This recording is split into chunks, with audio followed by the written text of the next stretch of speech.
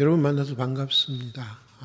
오늘 하루도 하나님의 은혜 가운데 하루 일과를 마치고 또 이렇게 늦은 시간이지만 기도의 자리로 나와주셔서 진심으로 감사를 드립니다. 이 밤도 귀한 하나님의 음성을 듣고 또 그 음성을 붙들고 기도하는 그런 은총의 시간이 되기를 바랍니다.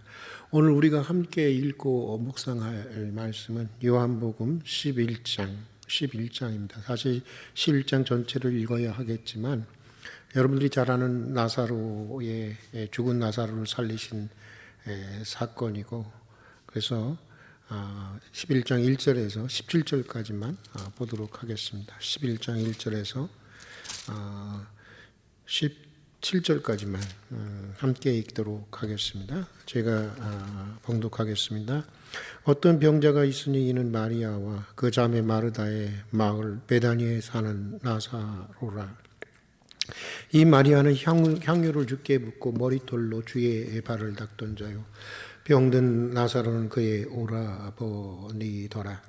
이에 그 누이들이 예수께 사람을 보내어 이르되 주여 보시옵소서, 사랑하시는 자가 병들었나이다 하니 예수께서 들으시고 이르시되 이 병은 죽을 병이 아니라 하나님의 영광을 위하며 하나님의 아들의 이로 말미암아 영광을 받게 하려 함이라 하시더라. 예수께서 본래 마르다와 그 동생 나사로를 사랑하시더니 나사로가 병들었다 함을 들으시고 그 계시던 곳에 이틀을 더 유하시고 그 후에 제자들에게 이르시되 유대로 다시 가자 하시니 제자들이 말하되 랍비여 방금도 유대인들이 돌로 치료하였는데 또 그리로 가시려 하나이까. 예수께서 대답하시되 낮이 12시간이 아니냐. 사람이 낮에 다니면 이 세상의 빛을 봄으로 실족하지 아니하고 밤에 다니면 빛이 그 사람 안에 없는 거로 실족하느니라. 이 말씀을 하신 후에 또 이르시되 우리 친구 나사로가 잠들었도다. 그러나 내가 깨우러 가노라. 제자들이 이르되 주여 잠들었으면 낫겠나이다 하더라. 예수는 그의 죽음을 가리켜 말씀하신 것이나 그들은 잠들어 쉬는 것을 가리켜 말씀하신 줄 생각하는지라. 이에 예수께서 밝히 이르시되 나사로가 죽었느니라. 내가 거기 있지 아니한 것을 너희를 위하여 기뻐하노니 이는 너희로 믿게 하려 함이라. 그러나 그에게로 가자 하시니 디두모라고도 하는 도마가 다른 제자들에게 말하되 우리도 주와 함께 죽으러 가자 하니라. 예수께서 와서 보시니 나사로가 무덤에 있은지 이미 나으리라. 거기까지 읽도록 하겠습니다. 오늘 본문은 주님의 기적에 소망을 두는 것 이외에 달리 어떻게 해볼 수 없는 절박한 상황에 놓인 한 가정의 위기를 다루시고 있는 주님을 소개해 주고 있습니다. 오라버니 나사로가 사경을 헤매고 있었습니다. 어떤 치료도 효과가 없었습니다. 그러자 마르다와 마리아는 가장 신뢰했고 의지했고 사랑했던 예수님에게 사람을 보내서 속히 오셔서 치유해 주시기를 바랬습니다. 연락만 하면 속히 오셔서 예수님께서 치유해 주실 것을 철석같이 믿고 있었던 것입니다. 그러나 무슨 이유에서인지 예수님은 가족 이상으로 가까운 사람이 죽어가는 상황에서도 그 소식을 듣고도 거기서 이틀을 더 머무시고 그리고 나서 또 바로 또 이 나사로에게 간 것이 아니라 그 후에는 유대로 가시게 됩니다. 그리고 나사로가 죽어서 그의 장례를 다 치르고 나흘이 지난 뒤에야 마르다와 마리아의 가정을 찾아오시게 됩니다. 여러분 왜일까요? 왜 주님께서는 절박한 때에 요청하는 도움을 의도적으로 지체하시고 유보하셨던 것일까요? 그것도 가장 사랑했던 가정이었는데 아마도 예수님이 오시기까지 그 며칠간은 이 마르다와 마리아에게 있어서 그 하루하루가 천년같이 여겨졌을 것입니다. 그런 마르다와 마리아의 급한 마음을 다 아시고 있는 예수님께서 왜 그렇게 늦으셔야 했던 것일까? 이런 질문을 하게 되는 것은 우리들도 종종 이런 일에 직면하기 때문입니다. 정말 절박하게 주님의 도움이 필요한데 주님의 기적 위에는 주님의 손길 위에는 어떻게 해볼 수 없는 때인데도 아무리 소리쳐 기도를 해도 응답은 없고 오히려 사태는 걷잡을 수 없이 악화되어 가는 경우들이 있기 때문입니다. 당장 눈앞에 있는 문제도 감당할 수 없는데 하나님과의 관계까지, 믿음까지 흔들리면서 심리적인 고통이 가중되어 가는 때가 있습니다. 본문은 이런 인생의 시기를 우리가 어떻게 극복해 나가야 하는지를 소개해 주고 있습니다. 먼저 본문은 부활의 내일을 바라보아야 할 것을 말씀해 주고 있습니다. 여러분, 사람은 결국에는 다 죽는 것입니다. 신자이건 믿는 사람이건 믿지 않는 사람이건 또 살아가면서 하나님의 은혜를 얼마만큼 자신이 체험했든지 인간은 누구나 죽습니다. 설령 본문의 나사로처럼 죽음에서 다시 살려주셨다 해도 결국은 다시 죽게 되어 있는 것입니다. 그러나 여러분, 믿는 자들에게는 부활이라고 하는 영광스러운 미래, 영광스러운 내일, 영광스러운 아침이 예비되어 있는 것입니다. 그러기에 성숙한 신앙인들은 이 세상의 일로 그렇게 크게 일희일비하며 살아가지는 않습니다. 성공했다고 해서 교만하지도 않게 되는 것이고, 또 병들고 실패하고 심지어 죽게 되었어도 절망하지 않게 되는 것입니다. 왜? 예비된 영생이 있고 부활이 있다고 하는 사실을 믿기 때문입니다. 다니엘의 세 친구가 풀무불에 던져지려고 했을 때 그들은 왕 앞에서 이렇게 담대하게 고백을 합니다. 왕이여, 우리가 섬기는 하나님이 하시고자만 하신다면 우리를 맹렬히 타는 이 풀무불로부터 능히 건져내실 것입니다. 그러나 그리하지 아니하실지라도 우리가 왕의 신들을 섬기지 아니하겠고 왕이 세우신 금신상에 절하지 아니하겠나이다. 그리 아니하실지라도. 그러니까 우리가 이 풀무불에, 맹렬히 타는 풀무불에 타 죽는다 해도, 이 세상의 모든 것을 다 잃어버린다 하도 우리는 우리의 믿음의 진실을 지키겠다고 하는 것인데, 여러분, 이런 신앙의 고백이 어떻게 가능할 수 있었겠습니까? 부활에 대한 믿음이 있었기에 가능한 것입니다. 이 세상의 어떤 영화와도 좋게 비교할 수 없는 영광스러운 부활의 내일에 대한 확고한 소망이 있었기에 가능했던 것입니다. 종종 주님은 이 세상이 전부인 것처럼 여기면서 살아가는 우리들로 하여금 이러한 믿음, 이러한 소망을 배우게 하기 위해서 우리의 기도에 외면하시기도 하는 것입니다. 우리의 절박한 소원에도 응답을 지체하시는 것입니다. 과격할 정도로 이 세상에 대한 모든 소망, 모든 욕망을 완전히 십자가에 못 박고 부활이라는 영광스러운 미래로부터 오늘을 이해하고 평가하는 신앙을 배우게 하시는 것입니다. 예수님이 마르다와 마리아의 절박한 요청에도 그것을 외면하시고 침묵하셨던 이유가 바로 여기에 있었던 것입니다. 그들에게 부활의 믿음을 가르쳐 주시기 위한 것이었습니다. 그래서 나사로가 죽고 나서야 예수님이 나타나신 것입니다. 나사로의 죽음만이 그들이 확실한 부활의 신앙을 배울 수 있는 최고의 기회가 될 수 있었기 때문이었던 것입니다. 여러분, 기적이 일어나지 않을 때, 응답이 지체되고 있을 때, 여러분의 절박한 상황과 간절한 기도에도 하나님이 침묵이 길어질 때 부활의 아침을 바라볼 수 있기를 바랍니다. 세상적인 모든 소망, 그것이 좋은 소망이든 어떤 소망이든 모든 소망과 욕망을 십자가에 못 박고 결국 죽어야 할, 인간이 바라봐야 할 참다운 소망은 부활이라고 하는 것을 배울 수 있는 기회로 이용할 수 있기를 바랍니다. 이것이 오늘 본문이 우리에게 주는 첫 번째 메시지인 것입니다. 자, 또 오늘 본문은 주님의 응답이 지체되고 보리될 때 주님께서 더 큰 영광을 나타내려 하신다고 하는 것을 기대하라고 말씀하고 있습니다. 본문을 보면 예수님은 마르다와 마리아의 심부름을 온 사람에게 이런 메시지를 전달했습니다. 4절을 한번 읽어보도록 하겠습니다.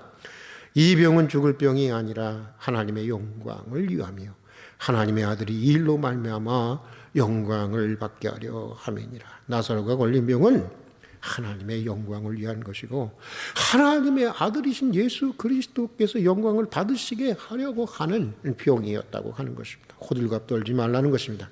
하나님의 영광을 위해서도 병에 걸릴 수 있다고 하는 것입니다.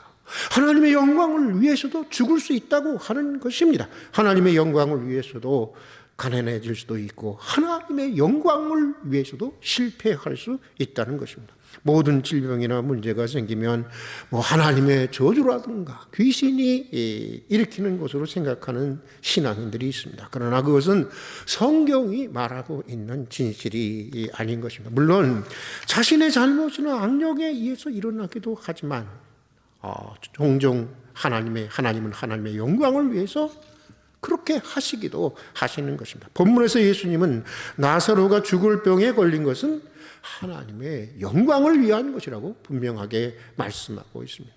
나사로가 병들어 죽게 된 것은 하나님의 더 큰 능력과 영광을 보여주는 기회가 되기 때문이었습니다. 그래서 예수님은 의도적으로 지체하신 것입니다. 의도적으로 늑장을 부리신 것입니다. 그래서 나사로가 죽을 때까지 기다리신 겁니다. 아니, 나사로가 썩을 때까지 기다리고 계셨던 것입니다. 만약 나사로가 죽은 바로 다음 날 나사로를 살리셨다면 많은 사람들은 나사로가 죽지 않았었는데 다시 살아난 것이라고 여길 수도 있었을 것입니다. 그러나 죽은 지 나흘이나 지나서 펄펄 썩고 있는 시체가 냄새가 나는 그 시신이 다시 살아난다면 그 어떤 사람도 나사로가 죽음에서 살아났다고 하는 사실을 의심할 수 없었을 것입니다. 그러기에 예수님은 나사로가 죽을 때까지, 아니 썩을 때까지 기다리신 것입니다. 그래서 이렇게 말씀하십니다. 25절의 말씀을 함께 읽어보도록 하겠습니다. 나는 부활이요 생명이니 나를 믿는 자는 죽어도 살겠고 무릇 살아서 믿는 자는 영원히 죽지 아니하리니 이것을 내가 믿느냐. 한 사람 나사로의 죽음을 통해서 감추어 오셨던 부활의 신비를 모든 사람들에게, 모든 인류에게 계시하시겠다고 하시는 것입니다. 부활이라는 하나님의 우주적인 구원의 섭리가 한 사람 나사로의 죽음을 통해서 이제 결정적으로 인류에게 나타나게 된다고 하는 것입니다. 하나님의 더 큰 영광을 위해서 가장 사랑하는 마르다와 마리아의 절박한 도움을 외면하고 의도적으로 지체할 수밖에 없었던 이유가 바로 여기에 있었던 것입니다. 여러분, 기도의 응답이 지체될 때 절박하게 하나님의 도움을 요청하지만 하나님이 외면하고 침묵하시는 것처럼 여겨질 때 우리는 더 큰 하나님의 영광을 나타나기 위한 하나님의 섭리라고 믿고 우리가 기대할 수 있어야 하는 것입니다. 여러분, 이것이 본문이 우리에게 주는 두 번째 메시지인 것입니다. 자, 또 본문은 주님에 대한 의심이 일어나고 원망과 섭섭한 마음이 들더라도, 아니 기도하는 우리들의 문제가 우리의 기도와는 정반대로 진행된다 하더라도 포기하지 말라고 말씀하고 있습니다. 본문이 소개하는 마르다와 마리아가 그랬습니다. 그들이 직면한 사태는 정말 그들이 기대해와는, 그들이 소망했던 것과는, 그들의 기도했던 것과는 전혀 반대의 방향으로 흘러가고 있었습니다. 주님이 당장 오셔서 나사로를 고쳐주시려 믿었지만 그렇지 않았습니다. 나사로가 임종할 때조차 오시지 않았습니다. 그리고 죽은 지 나흘이나 되어서 다 썩어가고 있을 때, 그때 비로소 주님이 나타나셨습니다. 예수님이 오시자 마르다는 주께서 여기 계셨으면 우리 오빠가 죽지 않았을 텐데 라면서 섭섭한 마음을 토로합니다. 마리아 역시 똑같은 말로 주님께 원망 섞인 말을 합니다. 그러나 그럼에도 마르다와 마리아는 끝까지 주님에 대한 신뢰의 끈을 놓치지 않았습니다. 나사로가 죽은 지 나흘이나 되었는데도 이제라도 주님께서 무엇이라고 하시고자 하시면 다 하실 것이라고 하는 믿음과 기대를, 그 소망을 저버리지 않았습니다. 오늘 본문 21절부터 22절까지 한번 우리 다 같이 한번 읽어보도록 하겠습니다. 마르다가 예수께 여짜오되 주께서 여기 계셨더라면 내 우라비가 죽지 아니하였겠나이다. 그러나 나는 이제라도 주께서 무엇이든지 하나님께 구하시는 것을 하나님이 주실 줄 아나이다. 그러나 이제라도 주께서 무엇이든지 하나님께 구하시는 것을 하나님이 능히 해 주실 것을 내가 믿습니다. 매우 귀한 믿음의 고백입니다. 이미 죽은 지 나흘이나 되어서 오빠의 시신은 썩어가고 있는데 여러분, 여기서 무엇을 더 기대할 수 있겠습니까? 인간적으로 모든 기대를 완전히 접어야만 하는 시간이 아니겠습니까? 그러나 마르다는 그래도 여전히 주님을 신뢰하고 이제라도 주님이 원하시면 무엇이든지 할 수 있다고 하는 소망을 접지 않았습니다. 얼마나 주님이 그 대답을 기다리셨고 얼마나 그 대답을 주님이 기뻐하셨을까요? 23절에 나오는 주님의 즉각적인 반응이 그것을 말씀해 주고 있습니다. 23절을 읽어보겠습니다. 예수께서 이르시되 내 오라비가 다시 살아나리라. 다시 한번 읽겠습니다. 예수께서 이르시되 내 오라비가 다시 살아나리라. 드디어 마르다와 마리아는 주님의 응답을 받게 된 것입니다. 그리고 곧 이어서 그들은 죽은 지 나흘이나 되어 썩은 냄새가 나는 오빠 나사로를 다시 살려주시는 주님의 기적을 경험하게 됩니다. 마음의 의심이 일어나고 원망과 섭섭함의 그림자가 어른거려도 끝까지 주님에게 소망을 두고 끝까지 기도하고 끝까지 순종할 때 죽은 지 나흘이나 된 나사로가 다시 살아나는 기적이 나타나게 되었던 것입니다.